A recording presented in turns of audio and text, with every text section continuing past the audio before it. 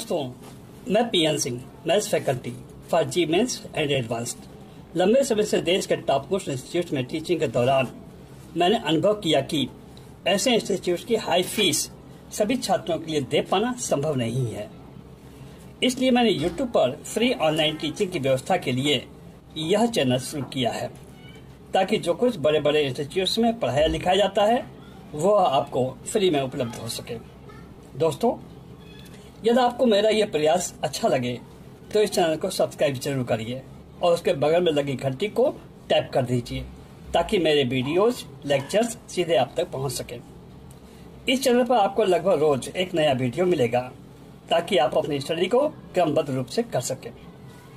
सबसे पहले मैं जी मेंस 2017 का सोल्यूशन दे रहा हूं। मैथ्स में 30 क्वेश्चन आए थे। वीडियो ज्यादा बड़ा ना हो, इसलिए मैंने इसे 5 पार्ट्स में डिवाइड कर रखा है। तो दोस्तों, देखते रहिए यह चैनल, और यदि आपको कहीं कोई दिक्कत हो तो कमेंट बॉक्स में जरूर लिखें। आइए शुरू करते हैं। जी मेंस 2017 में ये एक क्वेश्चन आया था। इसमें एक ट्रायंगल दिया हुआ है। उस ट्रायंगल के वर्टिसेस गिवन हैं, जो के टर्म्स में है।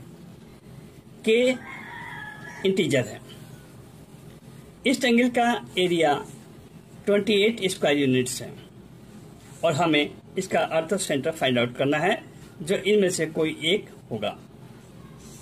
सबसे पहले हम एक ट्रायंगल फॉर्म कर लेते हैं। ए के -3k, बी 5, k, सी -k, 2।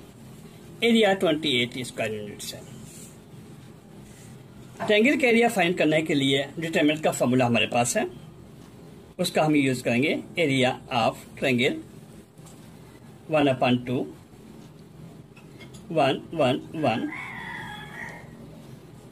तीनों के फर्स्ट कोऑर्डिनेट k 5 -k। अब तीनों के सेकंड कोऑर्डिनेट लेंगे हम, -3k, k 2 और ये 28 के इक्वल है।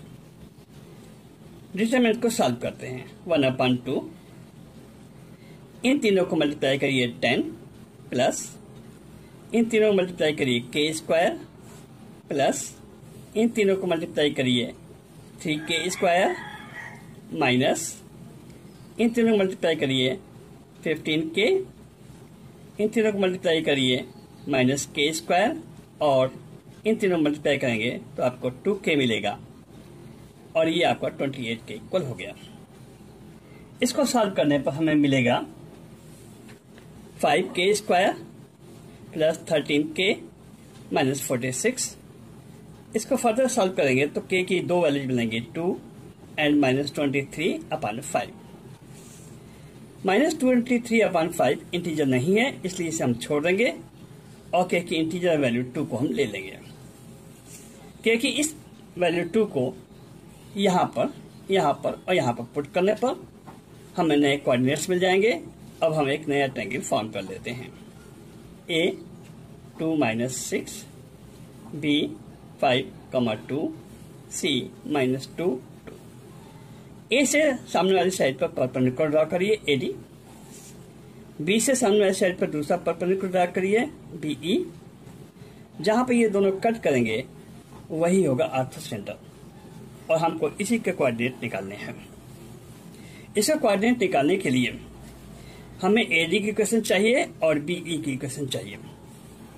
AD की इक्वेशन निकालने के लिए इसका स्लोप चाहिए, क्योंकि ये लाइन इस पॉइंट से पास हो रही है और हम स्लोप फॉर्मूले का इस्तेमाल करके AD की इक्वेशन निकाल सकते हैं।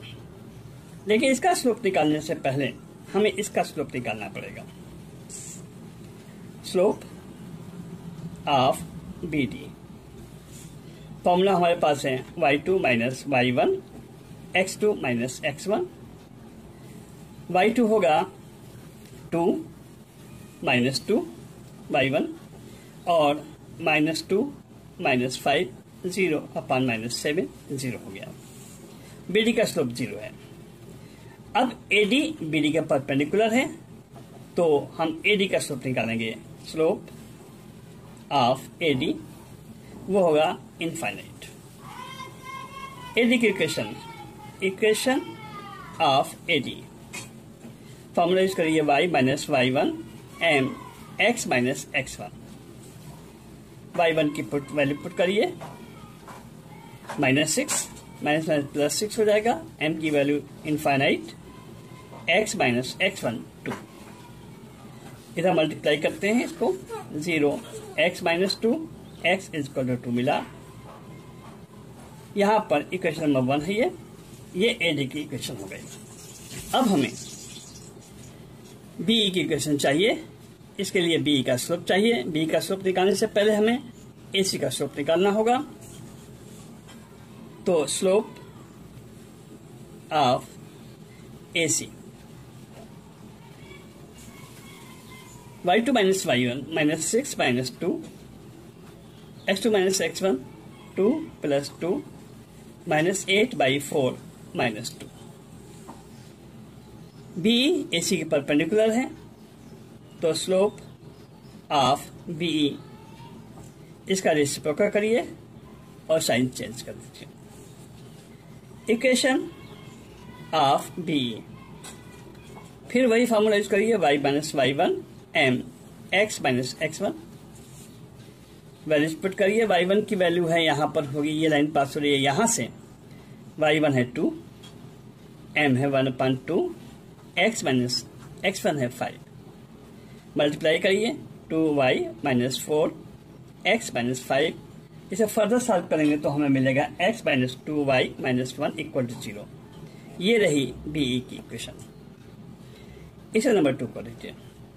इक्वेशन नंबर 1 और 2 को सॉल्व करने पर हमें आर्थो सेंटर मिल जाएगा। यहाँ पर x की वैल्यू 2 है, इस वैल्यू 2 को यहाँ पुट कर दीजिए। 2 minus 2y minus 1 equal to 0, तो y की वैल्यू मिलेगी 1/2। आर्थो सेंटर के y कोऑर्डिनेट ये हुए और x कोऑर्डिनेट ये हुए, इसलिए आर्थो सेंटर होगा, आर्थो सेंटर के कोऑर्डिनेट हो जाएंगे 2, 1/2। और हमारे ऑप्शंस में यहाँ देखिए पहला ऑप्शन इसे मैच कर रहा है, यही करेक्ट आंसर। इनका एक और क्वेश्चन आपके सामने है।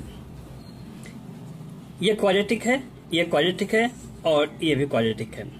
पूरी इक्वेशन क्वाड्रेटिक इक्वेशन है। nth टर्म ये है और यहाँ पर n जो है वो पॉजिटिव इंटीजर है। क्वेश्चन ये कहता है कि इसके रूट्स जो होंगे 2 कॉन्सेक्यूटिव इंटीग्रल नंबर्स हैं, तो ऐसी स्थिति में n की वैल्यू इनमें से कौन सी होगी। देखिए ये nth टर्म है, इसको हम जनरलाइज कर देते हैं। n की जगह पर हम r पुट कर देंगे, x plus r minus 1 x plus r is equal to 10n, और इसे लगा देते हैं sigma r is equal to 1 to n। r की वैल्यू 1 से n इसलिए ले गए कि देखिए यहाँ पर n है, तो n 1 2 और n है, तो r की वैल्यू 1 से n तक जाएगी। इसको थोड़ा सा सिंप्लीफाई करेंगे, r is equal to 1 to n। इन दोनों को मल्टीप्लाई करिए, x square 2r minus 1 x r square minus r is equal to 10n। Sigma को डिस्ट्रीब्यूट कर दीजिए सभी पर। सिग्मा एक्स स्क्वायर बाहर ले लीजिए। r की वैल्यू 1 to n लिखने की जरूरत नहीं है बार बार, इसे ऐसे लिख सकते हैं हम, x 2 sigma r minus sigma 1 plus sigma r square minus sigma r is equal to 10n। Sigma 1 n होता है, x square into n, x 2 इसकी वैल्यू होगी n प्लस 1/2 फॉर्मूले से, ये हो जाएगा माइनस n फॉर्मूले से। इसकी वैल्यू फॉर्मूले से होगी n प्लस 1 2n प्लस 1/6, और इसकी वैल्यू होगी n plus 1/2 is equal to 10n। 2 से 2 कैंसिल आउट कर दीजिए, n x square plus x multiply किया n square plus n minus n इन दोनों में से हमने कुछ कॉमन ले लिया, n+1/2 कॉमन लिया, यहां बचेगा 2n+1/3 -1 is equal to 10n। nx² plus x दोनों कैंसिल किए इंटू n² प्लस n+1/2। इधर 3 हुआ, इन दोनों को लिया 2n+1 -3 इज इक्वल टू 10। ये हो जाएगा nx² n²x n+1/2 2n-2/3 is equal 10n। 2 से यहाँ के 2 कैंसिल हो जाएंगे, nx² n²x n+1/2 n plus minus 1 और 2 यहाँ कॉमन ले लिया अपॉन 3 इज इक्वल 10n। 2 से 2 कैंसिल कर दिया हमने, ये हो जाएगा nx² n²x दोनों को मल्टीप्लाई करिए n² -1/3 is equal to 10n। n से डिवाइड कर सकते हैं इसको, x² nx n² -1/3 is equal to 10। 10 को इधर शिफ्ट कर दीजिए, x² nx plus n² -1/3 -10 is equal to 0। Simplify करने पे ये हो जाएगा x² plus nx plus n² -31/3 is equal to 0। 3 से मल्टीप्लाई कर दीजिए पूरे को, 3x² plus 3n x plus n² -31 equal to 0। ये क्वाड्रेटिक इक्वेशन सिंप्लीफाइड फॉर्म में आ गई। अब क्वेश्चन के अकॉर्डिंग इसके दोनों रूट्स कॉन्सिक्यूटिव इंटीग्रल सॉल्यूशंस है। ठीक है, हम सपोज करते हैं रूट्स अल्फा और alpha plus 1। Let roots are alpha and alpha plus 1, then sum of roots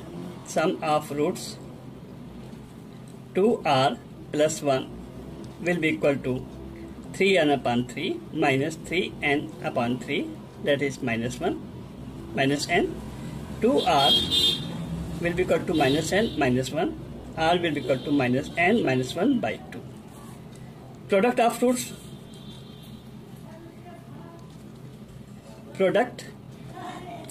roots दोनों को आप मल्टीप्लाई करिए, alpha plus 1 will be equal to this upon this, n² -31/3। Alpha की वैल्यू यहाँ से पुट कर दीजिए, -n-1/2 -n-1/2 plus 1 n³ -31 n² -31/3 -n-1/2 -n-1 और प्लस 2/2 n² -31/3। इसे फर्दर सिंप्लीफाई करते हैं, -n-1/2 -n+1/2 n³ -31/3। माइनस यहाँ से कॉमन ले लीजिए, माइनस प्लस हो जाएगा n, ये हो जाएगा n² -1/4 और इधर जाएगा n² -31/3। मल्टीप्लाई कर दीजिए, क्रॉस मल्टीप्लीकेशन करिए, 3n² -3 4n² -124 4n² इसको उधर शिफ्ट करिए, 3n² -124 plus 3 is equal to 0। यहाँ से मिलेगा n² -121 is equal to 0. n square is 121, so n will be equal to plus minus 11. अब चूंकि देखिए n पॉजिटिव इंटीजर है, इसलिए हम n की पॉजिटिव वैल्यू लेंगे +11। n इज इक्वल टू +11, यही हमारा आंसर होगा। और यहाँ पर देखिए फर्स्ट ऑप्शन 11 है, इसलिए हम जी में इनका एक और क्वेश्चन आपके सामने है, ये क्वेश्चन, ठीक है। इसको हम आई सपोज कर लेते हैं, I pi by 4 3 pi by 4 dx upon 1 plus cos x. Definite integration में एक फॉर्मूला है a to b fx dx is equal to integration a to b f a plus b minus x dx। इस फॉर्मूले का हम यहां पर use करेंगे। चलिए करते हैं। इन दोनों का सम 3 पाई बाई 4 और प्लस पाई बाई 4 ये आपके पास होगा, ये हो जाएगा pi. Pi by 4 3 pi by 4 dx 1 plus cos pi minus x रखा हमने यहां पर। Pi by 4 3 pi by 4 dx 1 minus cos of x. दोनों को ऐड कर देते हैं, इसको और इसको ऐड कर देते हैं 2i। Pi by 4 pi by 4 to 3 pi by 4 dx 1 plus cos x plus integration pi by 4 to 3 pi by 4 dx 1 minus cos x. अगला step pi by 4 integration pi by 4 to 3 pi by 4, दोनों का sum करेंगे तो 1 plus cos x plus 1 upon 1 minus cos x और dx ये आ जाएगा। Integration pi by 4 to 3 pi by 4 ये हो जाएगा 1 माइनस कॉस स्क्वायर एक्स, नीचे ये 1 माइनस कॉस एक्स रहेगा प्लस 1 प्लस कॉस एक्स होगा और dx यहाँ किया, दोनों कैंसिल कर दिए और ऐसी स्थिति में हो जाएगा integration pi by 4 to 3 pi by 4 to dx 1 minus cos square x. Next step will be pi by integration pi by 4 to 3 pi by 4 to dx upon sine square x. एक स्टेप और लेते हैं, integration pi by 4 to 3 pi by 4 to cosec square x dx, इसका integration करेंगे to minus cot x pi by 4 to 3 pi by 4 to minus बाहर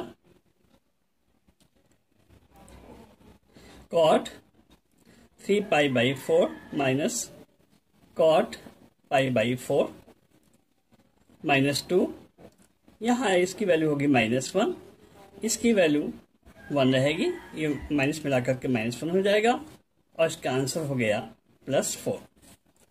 2i is equal to +4, then i will be equal to 2 और यही आपका answer है। यहाँ पर third option differential equation का ये क्वेश्चन है। पहले कॉपी करते हैं।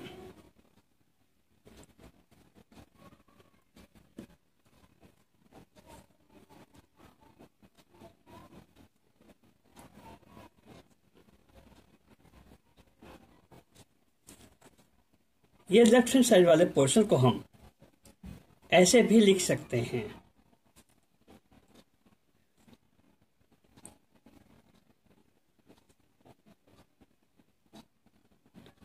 अगर इसको हम डिफ्रेंशिएट करेंगे विद रिस्पेक्ट टू एक्स तो ये वाला पोर्शन मिलेगा।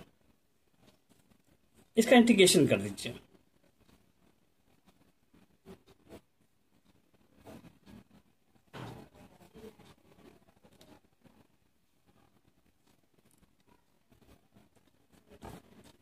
इसको इंटीग्रेट करने पर ये मिलेगा 2 plus sine x y plus 1 is equal to c. Question में दिया है यहां पर y0 इज 1, यानी x 0 है तो वैसी स्थिति में y 1 होगा। x की वैल्यू 0 पुट करिए, 2 प्लस साइन 0 y की वैल्यू 1 पुट करिए, 1 + 1 = c। ये हो जाएगा 2 × 2 = c, यानी c will be equal to 4। अब यही इक्वेशन, इस इक्वेशन में c की वैल्यू 4 पुट कर दीजिए। 2 + sin x y + 1 = 4। ये इक्वेशन इस फॉर्म में कन्वर्ट हो गई। कांस्टेंट हट चुका है, c की वैल्यू हमने पुट कर दी है। आगे हमें फाइंड करना है y π/2। हमें फाइंड करना है y π/2, यानी कि s की वैल्यू π/2 करें रखें तो y की वैल्यू क्या होगी। यहां से y + 1 को हम लिख सकते हैं 4 2 + sin x। y की वैल्यू हम रख सकते हैं 4/2 + sin x -1, 1 को इधर शिफ्ट किया। अब y π/2 पर y की वैल्यू निकालनी है, तो ये जगह 4/2 + sin π/2 + -1। नेक्स्ट होगा 4 2 + इसकी वैल्यू होगी 1 -1, ये हो जाएगा 4/3 -1 दैट इज 1/3। हमारा आंसर मिलने जा रहा है y π/2 पर y की वैल्यू होगी 1/3। ठीक है, और यही हमारा आंसर है। यहां पर ऑप्शन सेकेंड करेक्ट होगा। दोस्तों, यह क्वेश्चन फंक्शंस का है। फंक्शन में यहां फंक्शन की डोमेन दी हुई है, यह फंक्शन की कोडोमेन है, और यह हमारा दिया हुआ फंक्शन है। इस क्वेश्चन हमें चेक करना है कि फंक्शन इंजेक्टिव है या नहीं, सर्जेक्टिव है या नहीं, और एक तीसरी चीज और चेक करनी है कि फंक्शन इन्वर्टिबल है या नहीं। तो सबसे पहले हम फंक्शन को लेते हैं f(x) = x 1 + x²। सबसे पहले हम फंक्शन की इंजेक्टिवनेस चेक करेंगे। इसके लिए फंक्शन को हमें डिफरेंशिएट करना होगा। f(x) = 1 + x² whole square 1 + x² × 1 - x 2x। नीचे 1 + x² कॉपी किया हमने, ऊपर ले लिया 1 + x² - 2x²। फिर से कॉपी करते नीचे वाले पोर्शन को x² होल स्क्वायर और 1 - x²। x की सभी रियल वैल्यूज के लिए ये वाला पोर्शन पॉजिटिव होगा, लेकिन x की रियल वैल्यूज के लिए, कुछ रियल वैल्यूज के लिए ये पोर्शन नेगेटिव भी होगा और साथ साथ पॉजिटिव भी होगा। यानी ये पूरा का पूरा x के कुछ वैल्यू के लिए पॉजिटिव होगा और x के कुछ दूसरी वैल्यूज के लिए नेगेटिव भी होगा। हम जानते हैं कि किसी फंक्शन का डिफरेंशिएशन x के कुछ वैल्यूज के लिए पॉजिटिव हो और कुछ दूसरी वैल्यूज के लिए नेगेटिव हो, तो वैसी स्थिति में मेन फंक्शन जो होता है वो मेनी-वन होता है। मेनी-वन का मतलब नॉन इंजेक्टिव। तो ये फंक्शन हो गया मेनी-वन फंक्शन, यानी कि नॉन इंजेक्टिव फंक्शन हो गया। ठीक है, अब हमें फंक्शन की ऑन्टोनेस या इंटोनेस चेक करनी है, यानी ये चेक करना है कि फंक्शन सर्जेक्टिव है या नहीं। इसके लिए राइट हैंड साइड वाले पोर्शन को हम y सपोज करते हैं, y = x 1 + x²। Cross multiply करेंगे, y + x²y = x। ये हो जाएगा x²y - x + y = 0। ये x के टर्म्स में क्वाड्रेटिक इक्वेशन है। चूंकि ऊपर दिया हुआ है कि x रियल है, इसलिए इसका डिस्क्रिमिनेंट > 0 होगा। डिस्क्रिमिनेंट > 0 होगा, that is b² - 4ac will be > 0। यहाँ b की वैल्यू -1 है, -1 होल स्क्वायर -4, a आपका y है और c भी y है, तो y² > 0। यहाँ से ये मिलेगा 1 - 4y² > 0। इसको माइनस से मल्टीप्लाई ये हो जाएगा 4y² - 1 less or equal 0। Factor करिए 2y - 1 और दूसरा factor 2y + 1 less or equal 0। यहाँ से y की वैल्यू मिलेगी greater or equal to -1/2 less or equal to +1/2। It means y belongs to closed interval -1/2 to 1/2। ये हो गई फंक्शन की रेंज। दोस्तों हम जानते हैं कि अगर किसी फंक्शन की रेंज उसके कोडोमेन के इक्वल हो तो वैसी स्थिति में फंक्शन ऑनटू होता है। वैसी स्थिति में फंक्शन क्या होगा? ऑनटू होगा। और जो फंक्शंस ऑनटू होते हैं वे सर्जेक्टिव भी होते हैं। वे फंक्शन क्या होते हैं? सर्जेक्टिव भी होते हैं। तो ये फंक्शन एक तरफ सर्जेक्टिव है और दूसरी तरफ नॉन इंजेक्टिव है। यहाँ ऑप्शंस पर देखते हैं, चौथा ऑप्शन सर्जेक्टिव नॉट इंजेक्टिव, चौथा ऑप्शन करेक्ट है। ये क्वेश्चन सीक्वेंसर सीरीज का है। यहां ब्रैकेट्स को हम खोल देते हैं। 2 to 5 a² + 9b² + 25c² - 75 ac equals 45 ab + 15 bc। Right hand side portion को लेफ्ट में शिफ्ट कर देंगे। 2 to 5 a² + 9b² + 25c² - 45 ab - 15 bc - 75 ac equals to 0। इसको हम लिख सकते हैं 15a²। इसको लिखा जा सकता है 3b²। इसको लिख सकते हैं 5c² माइनस। इसको लिख सकते हैं 15a एंड 3b। इसको लिख सकते हैं -3b 5c। और इसको लिख सकते हैं 15a एंड 5c = 0। हम एक फॉर्मूला जानते हैं, x² + y² + z² - xy - yz - zx।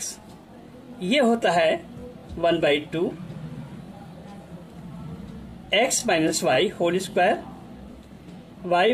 z² z - x² के इक्वल। इसी फॉर्मूले का इस्तेमाल हम ऊपर करेंगे और उसी के अकॉर्डिंग इसको चेंज कर देंगे।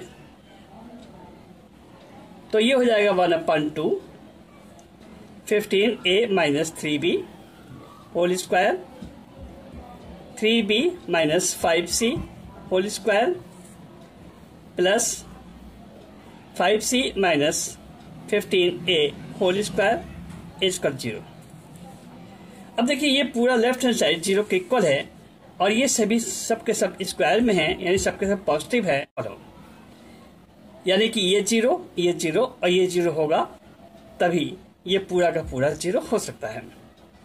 तो इन तीनों को हम 0 करते हैं। 15a - 3b = 0। यहाँ से मिलेगा 15a = 3b। इसको करते हैं 3b - 5c = 0। 3b = 5c। तीसरे को लेते हैं 5c - 15a = 0। ये मिलेगा 5c = 15a। तीनों को मिलाते हैं 15a = 3b = 5c। इसको हम लैम्डा सपोज कर लेते हैं। a will be equal to lambda by 15, b will be equal to lambda by 3 and c will be equal to lambda by 5। अब चेक करते हैं कि ABC AP में है या GP में है, ये चेक करते हैं, या BCA AP में है या GP में है, ये चेक करते हैं।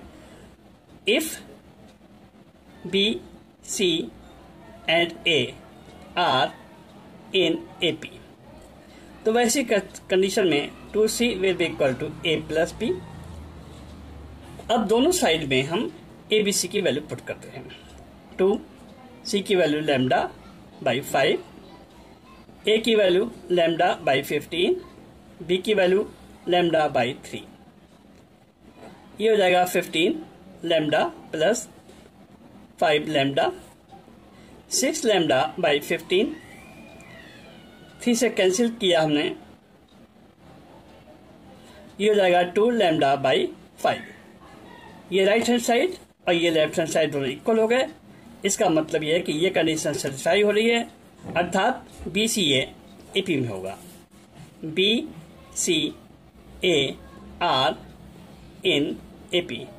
अब ऑप्शंस को देखते हैं।